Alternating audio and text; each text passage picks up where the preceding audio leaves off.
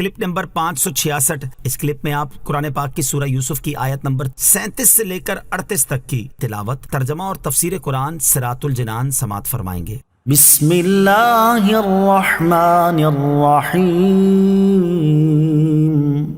اللہ کے نام سے شروع جو نہایت مہربان رحمت والا ہے۔ قال لا يأتيكما طعام ترزقانه إلا نبأتكما بتأويله قبل أن يأتيكما ذلكما مما علمني ربي إني تركت ملة قوم لا يؤمنون بالله وهم بالآخرة هم كافرون۔ ترجمہ، فرمایا تمہیں جو کھانا دیا جاتا ہے وہ تمہارے پاس نہیں آئے گا مگر یہ کہ اس کے آنے سے پہلے میں تمہیں اس خواب کی تعبیر بتا دوں گا۔ یہ ان علموں میں سے ہے جو مجھے میرے رب نے سکھایا ہے۔ بے شک میں نے ان لوگوں کے دین کو نہ مانا جو اللہ پر ایمان نہیں لاتے اور وہ آخرت کا انکار کرنے والے ہیں۔ قال، فرمایا، تفسیر صراط الجنان میں ہے۔ اس آیت کی تفسیر یہ ہے کہ حضرت یوسف علیہ السلام نے ان دونوں سے فرمایا، تمہیں جو کھانا دیا جاتا ہے اس کے تمہارے پاس آنے سے پہلے ہی میں تمہیں اس خواب کی تعبیر بتا دوں گا جو تم نے میرے سامنے بیان کیا ہے۔ دوسری تفسیر یہ ہے کہ تم نے خواب میں جو کھانا دیکھا اور اس کے بارے میں مجھے خبر دی ہے، میں حقیقت میں اس طرح ہونے سے پہلے ہی تمہیں اس کی تعبیر بتا دوں گا۔ تیسری تفسیر یہ ہے کہ تمہارے گھروں سے جو کھانا تمہارے لیے آتا ہے اس کے آنے سے پہلے ہی میں تمہیں اس کی مقدار، اس کا رنگ اور تمہارے پاس آنے سے پہلے اس کے آنے کا وقت اور یہ کہ تم نے کیا کھایا، کتنا کھایا اور کب کھایا بتا دوں گا۔ ذَلِكُمَا مِمَّا عَلَّمَنِي رَبِّي، یہ ان علموں میں سے ہے جو مجھے میرے رب نے سکھایا ہے۔ تفسیر صراط الجنان میں ہے، حضرت یوسف علیہ السلام کی بات سن کر ان دونوں قیدیوں نے کہا، یہ علم تو کاہنوں اور نجومیوں کے پاس ہوتا ہے، آپ کے پاس یہ علم کہاں سے آیا؟ حضرت یوسف علیہ السلام نے فرمایا، میں کاہن یا نجومی نہیں ہوں، جس کے بارے میں میں تمہیں خبر دوں گا وہ اللہ تعالیٰ کی وحی ہے جو اس نے میری طرف فرمائی، اور یہ وہ علم ہے جو اللہ تعالیٰ نے مجھے سکھایا ہے۔ بے شک میں نے ان لوگوں کے دین کو نہ مانا جو اللہ عز و جل پر ایمان نہیں لاتے اور وہ آخرت کا انکار کرنے والے ہیں۔ یہاں خواب کی تعبیر سے متعلق ذکر ہوا۔ اس مناسبت سے ہم یہاں خواب بتانے کے آداب، خواب کی تعبیر بیان کرنے کے آداب، خواب کی تعبیر بیان کرنے والے مشہور علماء اور اس موضوع پر مشتمل کتابوں کا ذکر کرتے ہیں، اور خوابوں کی تعبیر سے متعلق نبی پاک علیہ السلام کا مبارک معمول بھی بیان کرتے ہیں۔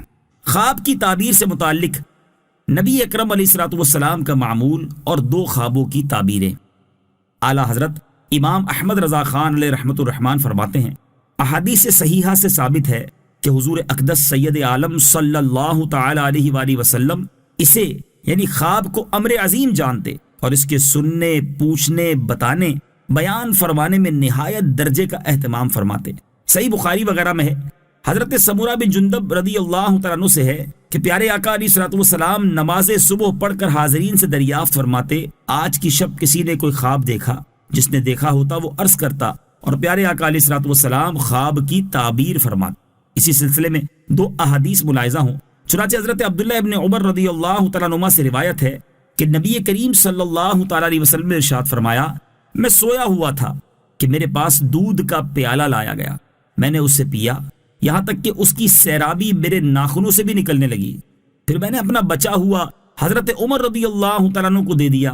صحابہ کرام نے عرض کی، یا رسول اللہ صلی اللہ تعالیٰ علیہ وسلم، آپ اس سے کیا مراد لیتے ہیں؟ ارشاد فرمایا، اس سے مراد علم ہے۔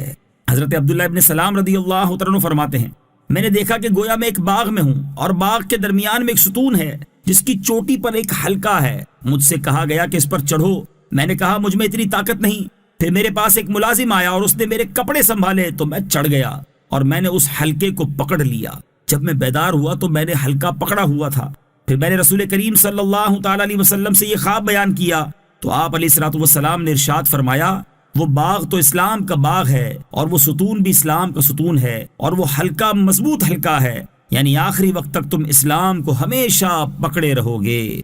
واتبعت ملة آبائي إبراهيم وإسحاق ويعقوب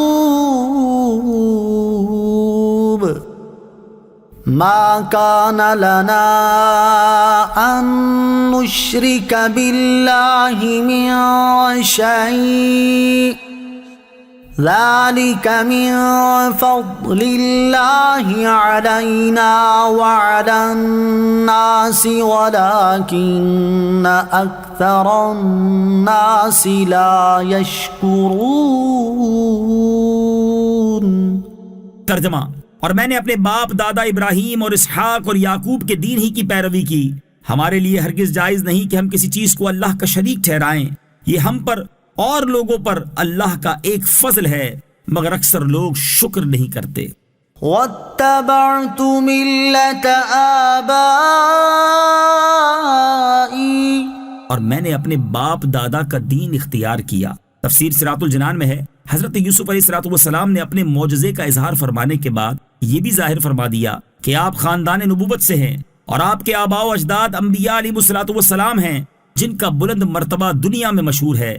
اس سے آپ علیہ السلام کا مقصد یہ تھا کہ سننے والے آپ کی دعوت قبول کریں اور آپ کی ہدایت مانیں، اور فرمایا کہ ہمارے لیے ہرگز جائز نہیں کہ ہم کسی چیز کو اللہ تبارک و تعالی کا شریک ٹھہرائیں، نیز توحید اختیار کرنا اور شرک سے بچنا ہم پر اور لوگوں پر اللہ تعالیٰ کا ایک فضل ہے، مگر اکثر لوگ ان نعمتوں پر شکر نہیں کرتے جو اللہ تعالیٰ نے انہیں عطا کی ہیں، اور ان کی ناشکری یہ ہے کہ وہ اللہ عز و جل کی عبادت بجا نہیں لاتے اور مخلوق پرستی کرتے ہیں۔